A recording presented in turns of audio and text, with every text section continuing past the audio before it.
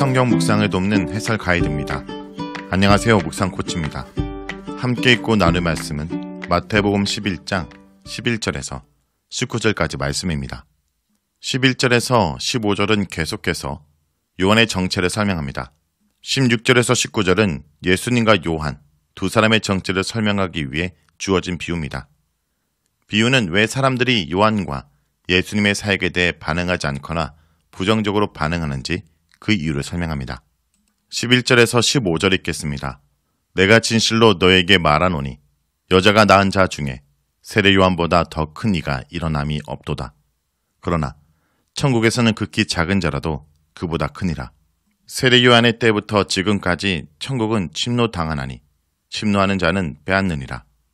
모든 선지자와 율법이 예언한 것은 요한까지니 만일 너희가 즐겨 받을진대 오리라 한 엘리야가 곧 이 사람이니라. 기 있는 자는 들을지어다. 11절에서 15절은 세례 요한의 정체에 대해서 말합니다. 예수님은 자신의 권위를 강조하는 표현인 진실로 너에게 말한다 라는 말로 시작하십니다. 요한은 여자들이 낳은 사람들 중에 가장 위대한 인물입니다. 이 말은 요한의 인물됨이나 성취가 아니라 하나님의 목적과 계획을 드러내는 역할에 있어서 크다는 뜻입니다. 구원 역사의 관점에서 요한의 정체를 언급하십니다.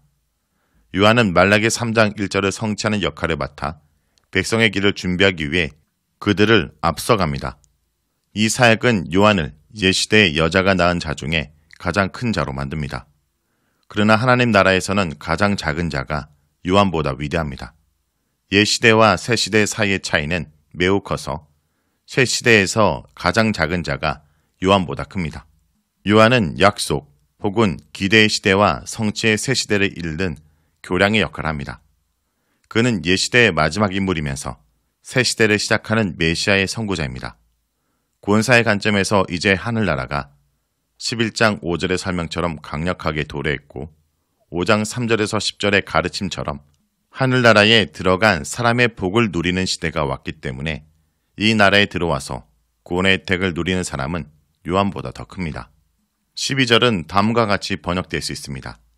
요한의 때부터 지금까지 하늘나라는 고통을 겪고 있으며 폭력을 가하는 자들이 그것을 강제로 뺏고 있다. 첫째, 하늘나라는 요한 이래로 고통을 겪고 있습니다. 고난은 하늘나라가 온 표시입니다. 요한의 때에 하늘나라는 임해 있으나 폭력적인 저항을 만납니다. 폭력은 헤롯 안티파스와 유대인들이 요한을 반대해서 보인 모습입니다. 요한이 폭력에 목숨을 잃는 것은 요한의 시대에 이미 하늘나라가 임해 있음을 보여줍니다. 요한과 예수님은 이 폭력을 경험할 뿐 아니라 죽음에 이르게 될 것입니다.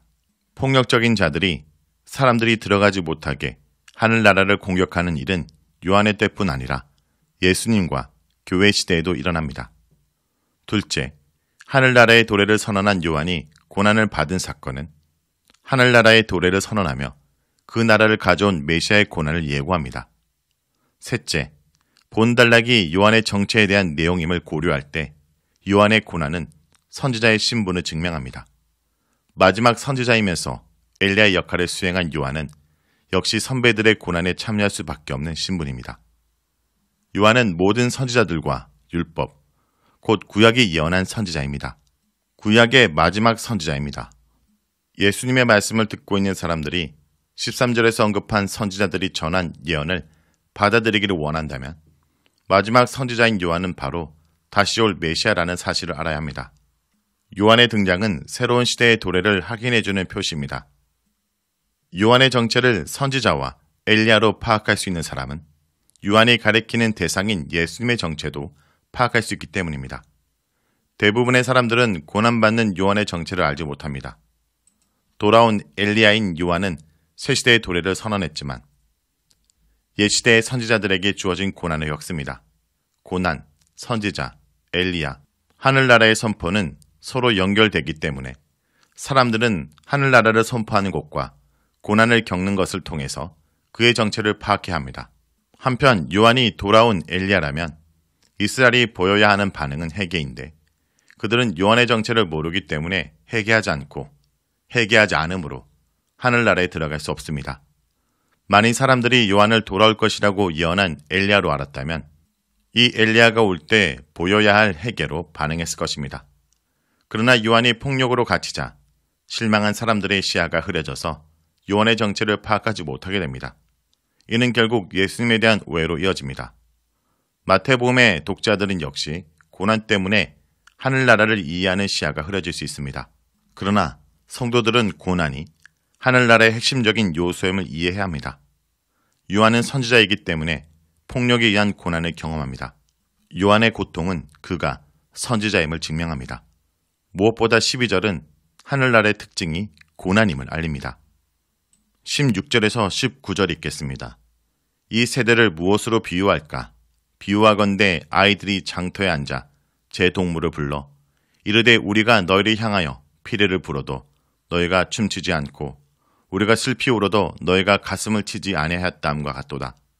요한이 와서 먹지도 않고 마시지도 아니하매 그들이 말하기를 귀신이 들렸다 하더니 인자는 와서 먹고 마시매 말하기를 보라 먹기를 탐하고 포도주 즐기는 사람이요 세리와 죄인의 친구로도 하니 지혜는 그 행한 일로 인하여 옳다함을 얻느니라. 16절에서 19절은 요한과 예수님을 거부하는 세상에 대한 탄식입니다. 하나님의 목소리에 대해서 반응하지 않는 것이 이 세대의 특징이며 이 세대가 몰락하는 이유가 될 것입니다. 19절 말씀은 종교 지도자들이 예수님께 돌렸던 혐의입니다. 그리고 결혼식과 장례에 가는 어린아이들의 놀이에서 묘사되고 있는 사람들은 7절에 등장하는 무리라기보다는 종교 지도자들입니다. 예수님과 세례 요한이 피레를 불고 애곡한 사람들입니다. 그러나 흥겨운 춘 사이의 음악도 애도가도 어떤 반응을 이끌어내지 못했습니다. 그들이 살아가는 방법에 있어서 세례 요한과 예수님은 놀랍도록 전통적인 유대교와 달랐습니다. 그러자 유대인들은 세례 요한의 엄격한 금욕주의와 심판에 대한 선포를 귀신의 영향 탓으로 돌렸고 환영받지 못한 사람들과 예수님이 자유롭게 교제하는 것에 대해서도 상당히 분개했습니다.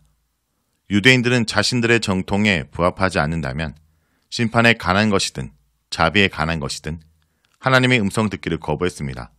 마지막 문장은 종교 지도자들을 그들의 자리에 돌려놓습니다. 지혜는 하나님의 지혜이고 하나님 자신에 대한 완곡한 표현입니다. 하나님은 그 자신의 해석자입니다.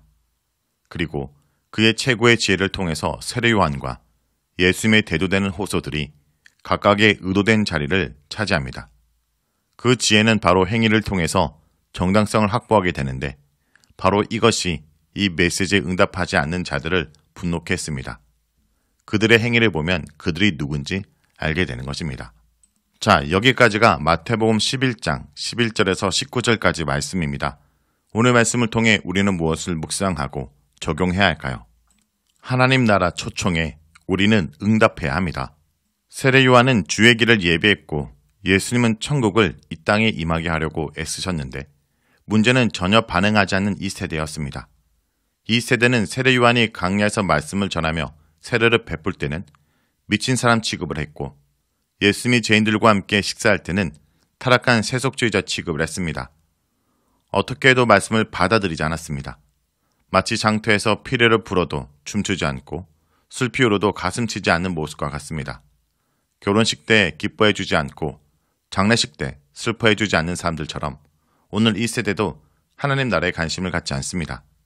그러나 응답하지 않는 세대를 향하여 주님은 여전히 피레를 불고 계십니다. 믿음 있는 자를 찾기 위해 지금도 애절하게 피레를 불고 계십니다. 성도 여러분, 주님은 오늘도 우리에게 천국을 소개하고 그곳에 들어오도록 초청하십니다.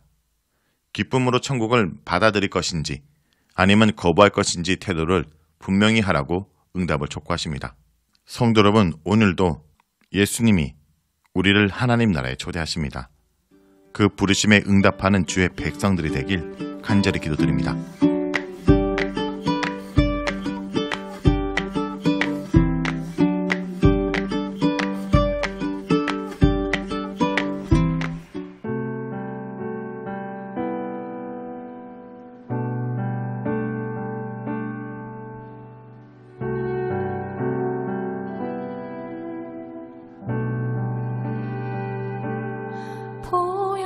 보여지는 예배 아닌